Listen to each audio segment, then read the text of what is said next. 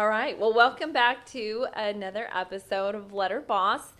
Today we have a couple guests with us. One whom I know pretty well, Stacey McGhehey, but you have also brought a guest with you today, your favorite brother. My favorite brother, yes. That's a play on words. I'm her only brother. I get that. That's nice. Thank you. Aaron McGhehey, also known as Danger Ehren, one of the original jackasses. So Yes. if you can be an original jackass. Yeah, well, that was for the TV show and movies Jackass. I'm not the OG You're Jackass. not the OG. There's plenty of, people that held on to weird things and lightning bolt storms long before me. So, He was my original jackass. yeah. The original one in the family, right? Yeah, I'm the youngest. Oh, there you go. Yeah. Youngest of three. Oldest, Leslie, mid, Stacey, That's and right. me, the young We guy. could have had So- Leslie here today too, and it Maybe would we'll like have to- family reunion. We're gonna do a Yeah, we reunion should show. do family Big reunion, Leslie. entrepreneurial and I don't family know reunion how show. many McGheheys I Leslie can didn't handle really in a grab the room. entrepreneurial No. spirit. Like, she loves Not a at all. 9-to-5 data entry. Tell me the rules, black and white. That's Leslie. Yeah, That's not she us. doesn't really want to have to Gotta have one of those. think in too family. much about the business side of things. She just likes to have a good time. Yeah. Yeah. Well, so does her sister, as I have learned, and I've seen on video. Her brother too likes some good times. Yeah. But like one of the things that we have another guest today also. Oh, here we go. Hi, Sadie. Sadie's Oh, joining you say us hi today. to Bugsy. Bugsy's on. This is Danger Bugsy. Danger by the way, Bugsy. he is my travel companion and travels the world with me wherever I go. Nice. And Love it. yeah, Yeah. so As you can see, we're a dog-friendly company here. yes, and a indeed. dog-friendly show. So one thing that I really wanted to showcase in our podcast was hearing people's original stories of how they started. And some folks don't think of maybe what Stacey and I do as being entrepreneurs, but we own our own businesses, being in real estate. And so do you. You had to be much like we did in real estate and start out with an idea. And so I want to hear your stories of what made you start. I know Stacey shared with me that it started from Sadie, childhood. you We little may wild have to have beast. Sadie You may little have to wild wait beast. in the green room, Stacey. Yeah, you stay on your side of the awesome couch. But you came from an entrepreneurial family and a family business originally, and so I want to hear a little more about that. So do you want to? Yeah, I guess I'll go ahead and hit that one real quick from my perspective. So I remember, I remember being like 3 years old, and my dad is a mortician. He was a mortician our whole lives, pretty much. And we lived in Sweet Home, actually. No. Yeah. Sweet Home. That's where Sweet you were Home built. before. Or No. that's where you were built. I was built in Springfield, but. Springfield. Yeah, you were built in Springfield. And we were living in it. It's a good way to put it, pretty much. I mean, I don't know. I get it. Air was breathed. My daughter was built at a Scorpions concert, so Well, that was prefab right there. Those were just the pieces. Come on. Yeah, part of the work was done there. Yeah.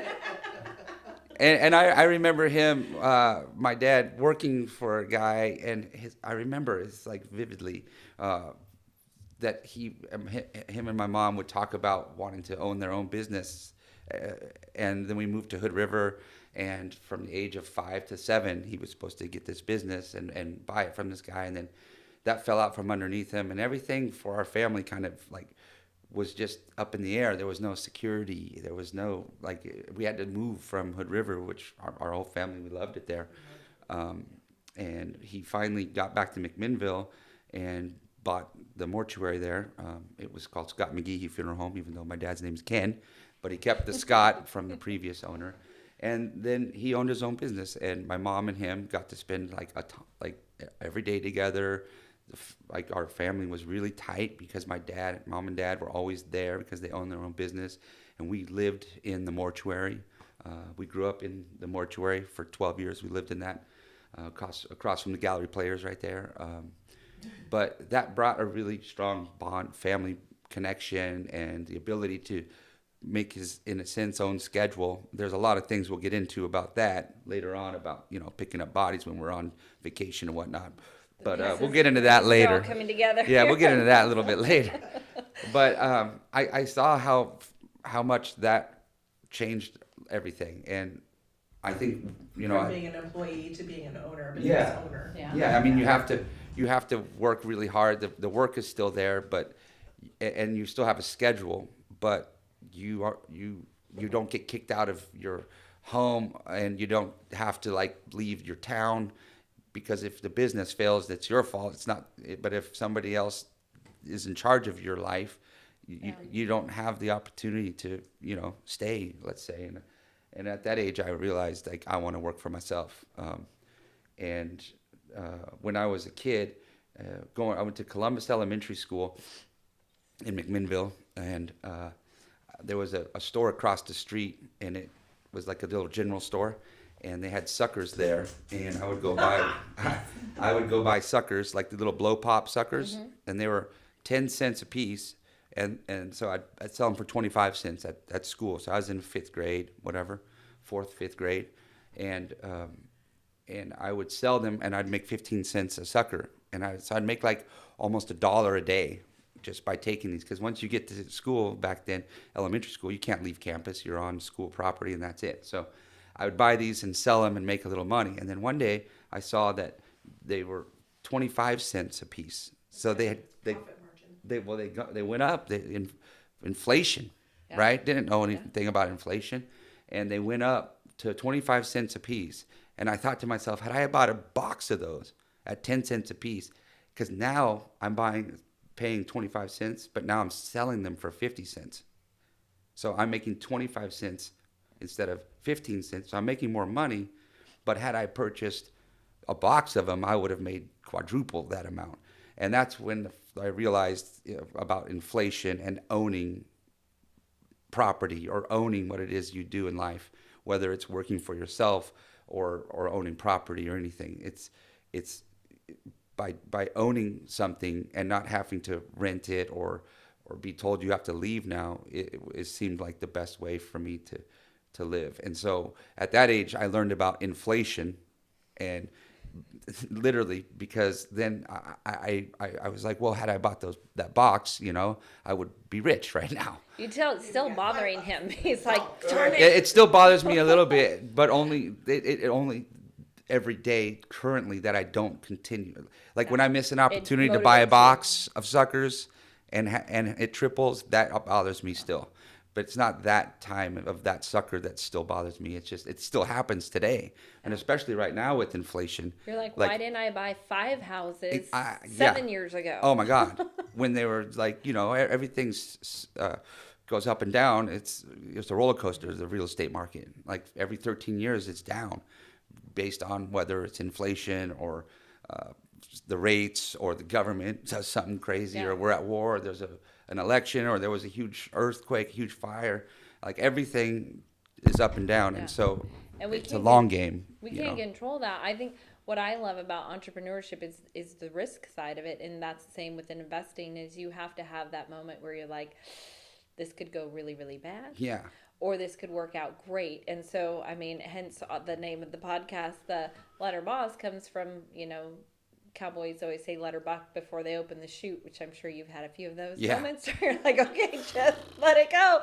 And you really have to have some of that mindset. I've always struggled because I'm more on the conservative side of risk taking, which is funny because owning real estate companies, I am overcoming it. I'm also an introvert. Who just happens to always be out partying. Yeah, I don't know. Kidding. We overcome our weaknesses, right? Yeah. But you have to have that little piece in your mind that says, you know, there's risk, but what's the worst that's going to happen? Yeah. You know, you know, maybe I'll lose, but then maybe I'll win really big. And without that risk, you know, you never do get that opportunity to win. And to that point, in my experience, in my life, what I've learned is almost always it's better to like look back and I felt more. I don't like to feel regret, but I felt more regret not doing something in my life than doing something. And I've Yeah. broken my neck. I've had injuries. All those moments I've been, it was the wrong choice, let's say, but I still regret more things in my life that I didn't do, that I had the opportunity to do, than the ones that I did that went wrong. Yeah, Because I just can't let go of it for some reason. I'm like, God, I should have done that. What the heck? And I've learned that by just sitting on the sidelines. For me, it doesn't work. I have to be continually trying to invest or do something that no one else has done or whatever, because I don't want to regret not doing it and looking at it and saying, oh man, I could have invested in Apple. I was in a car race across Who the would've country known? in 2005 with one of the guys who was starting Tesla. And he asked me if I wanted to invest $10,000 in Tesla in 2005. There you go. One of the things, You were in jail then on that the trip. race, yeah. So I don't know where you met this guy. He was on He Jail. could have been there too. Florida jail. I tell you, the power in the people around you and who you meet, and you don't know where they're going to end up, because some of the biggest success stories started in places like, a dive bar or, Yeah. the drunk tank or the jail cell. And you're right. Like that, we regret more the opportunities we missed than the failures that we had. Yeah. LeOnna shared a story about who was that their dad always asked every day, what did you fail at today? And then if she said nothing, said, well, darn, you missed an opportunity to learn, because we learn more from our failures than our successes. So you have to hang on to a little bit of those missed opportunities to keep motivating you to go take advantage of the ones that you'll win at. And you know what I really liked too was that you look back and you realize the moment that you would have liked to have done something, but you're intelligent enough to recognize it. Yeah. So the next time that comes around, you're able to make a different decision. And I think that's also the part of an entrepreneur, is the ability to be honest and to really have a reality check of where you are or what result came from that earlier action. I've also had it happen where I missed an opportunity, but then forced an opportunity after that because I didn't want to miss the opportunity again, and I shouldn't have done that. And I don't regret it, but I have to say, honestly, we all have something inside of us that's our instinct and our gut feeling, and a lot of times we ignore it. But I invested in something instead of investing in that, and it failed, but I forced it, and I didn't feel it was right, but I did it anyways. And so just go with your gut, like with everything, and not just your gut, but your instincts and what you feel, because in the end, you can't regret doing what you thought was right in life. And that's like with owning a business and doing everything like that. All you can do is your best, but you have to actually feel if it's right. And we all have that. Every day we go through that as humans. Like, we know we're not in the right place, or we don't feel right, or we do feel right and it feels good. And even when it feels right, it can fail. But that's the risk you take when you own your own business, or don't want to have to, let's say, work for somebody else, or, not that that's a bad thing, but like I said before, being able to call your own shots, be your own boss, you have no one else to blame except for yourself. And at the end of the day, if you do all those things, I think you'll be successful, even if you're financially or whatever not successful. So I do. I remember my mentor told me that one time, like, as long as you feel in integrity with yourself, whether you succeed or fail, that feeling of always constantly being in integrity with what your gut feeling is going to be better than the actual feeling of success.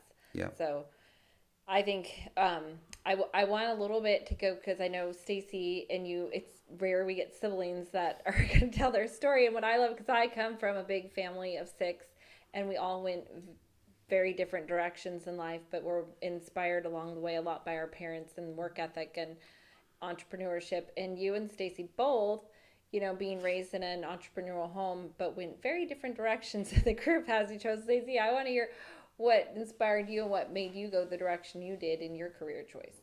So I am a little less of a risk taker. And I chose the route of family, getting married and having children, and I worked That on is it. a huge risk, by the It is way. a very huge risk. Yeah, that one just keeps on going. Have you seen Francis Ngannou hit me in the nuts? And that's a risk. But let me tell you, the I've only lost reason far I did more that. money getting married than I ever have in my Yes, investments. yes. But let me tell you, the reason I did all those nut shots, cup tests, was because I was already having a kid. I have a 2.5-year-old. And yes, you're right. There It you is the riskiest, craziest thing you could ever do as a human being is have another one. Like, come on, we can barely take care of our own selves, let alone bring another one. Actually, when Three, Stacey told two, me you were two? having a kid, when Not she, three, when she Ryan. said you had a baby on the way, I was like, how is that possible? Because I watched that show and Yeah, I was 2 months before I filmed that.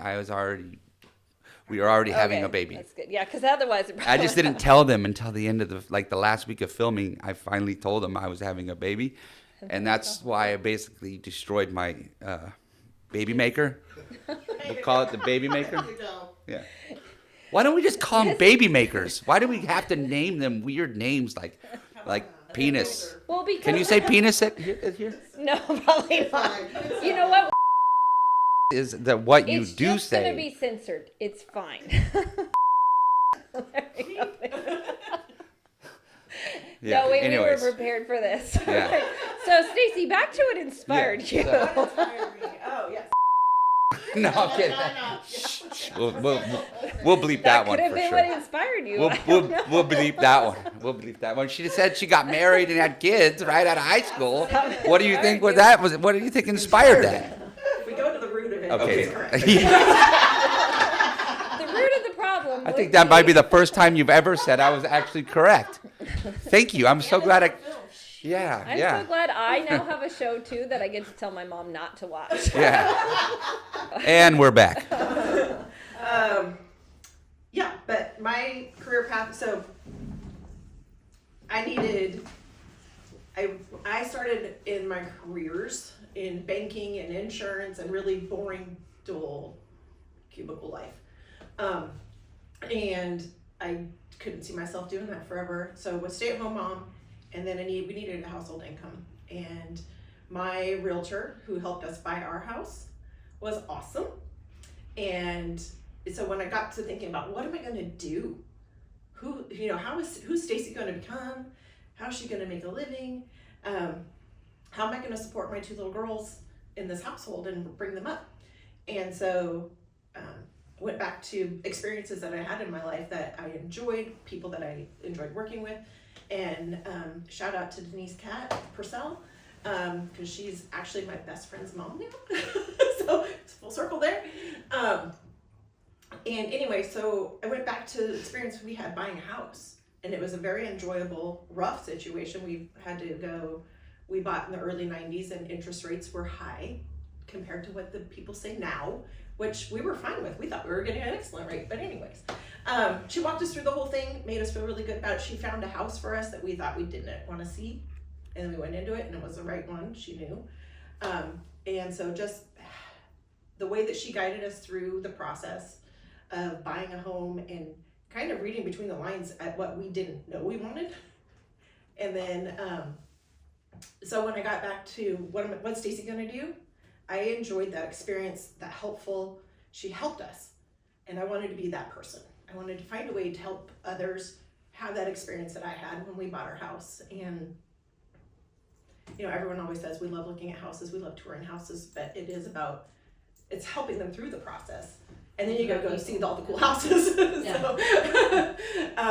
So I went to real estate school and started my career. So being your own boss. Got to be my own boss. I thought, I listened to all the things like, oh, they make so much money. And this, I did start in 2006 where it was, the market was really great. Yeah, you basically started right when, Yeah, like and the then it things, like crashed. you were working at insurance. We'll call it insurance company. We all know maybe who it is, but anyways, and It's that scary building. I just always super think bummed an out FBI that building. company got rid of all residential insurance this last month. So Oh. that particular company Personal there. lines. Yeah, personal lines. Personal lines. Personal lines is gone. All I do is commercial now. Because there's too much risk much with out there. personal, because there's so many disasters happening and whatever else now. It's stupid. That's where, Where I Anyways. got to assess, like, so the people that I worked with are not risk takers. They loved their job in the cubicle. And they felt Safe. purpose and safe, and it drove me absolutely crazy to live in that safety zone. And so jumped into real estate and gave up the safety line and made it work. Well, so you were in 2006 and 7 doing pretty well because the market was doing great, and then in 2008 it tanked, and that was I mean at that in 2008 I think I owned 5 properties in 2008, and I kept them all, still have them. I rode through that, and it was gnarly. Like people were, Losing doing their bad things to properties and- themselves, not existing anymore now. yeah. And for you to like have just left your job, 2 kids, and to get into real estate when the market just went poof. I mean, you had to find out there was still houses to buy. Like the rates weren't bad. It wasn't that. It was just the values of them went down so much, which is great if you're a buyer. And if you're a seller, there's ways to get it out of it without foreclosing. And it just became a huge hustle for realtors. Like, Well, I but know it that's when also, I got in 05. but it also like created this new technique of selling houses too. Like all of the media that's used now in real estate, like all of, drones and all these different things that was long before a lot of the apps that you can, like Zillows and whatever else you We can were use. the internet was just Barely peaking. barely when in, we got like, into it. In the we real could estate. log on and get Yeah, RMLS was the only thing RMLS you on checked. the computer. Yeah, That was I- 90s. We but- didn't even have most agents weren't even using like faxing. They were still doing hard copy offers. They were not doing any. Yeah, there was no online marketing. DocuSign. There was no That's for sure. DocuSign. There was not when we started. There wasn't any of that.